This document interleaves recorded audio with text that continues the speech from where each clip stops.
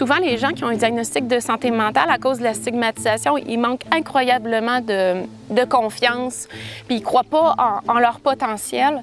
Puis ça prend justement des gens, des intervenants qui vont miser sur leur super pouvoir, justement, leur super talent.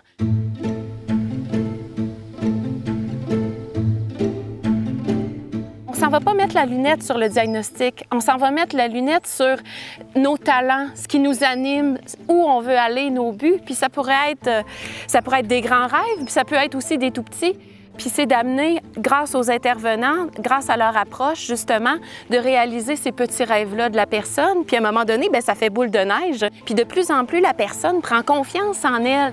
Je travaille avec deux collègues extraordinaires, Mireille Saint-Onge puis Andréane Ledoux-Bérubé. On forme une équipe vraiment où on a chacun notre spécificité, où on a chacun notre rôle à jouer dans la formation. Alors, ça donne un aspect beaucoup vers la théorie comme professeur d'université, l'aspect beaucoup plus clinique, comme justement Andréane le fait en tant que travailleuse sociale.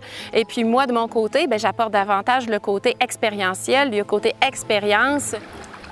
Il y a eu des moments où, dans mon rétablissement, je ne voyais pas d'espoir en moi. Moi, mon seul et unique rêve, c'était de me rétablir. Puis c'est un peu ça, la lunette que je veux apporter face aux intervenants, c'est que c'est possible. Oui, on s'en sort. Oui, il y a des périodes difficiles, mais inquiétez-vous pas. Puis il faut justement qu'on mise sur le beau, le grand, les forces en eux. Plus on connaît bien nos talents, plus on agit aussi. Les intervenants, c'est la même chose.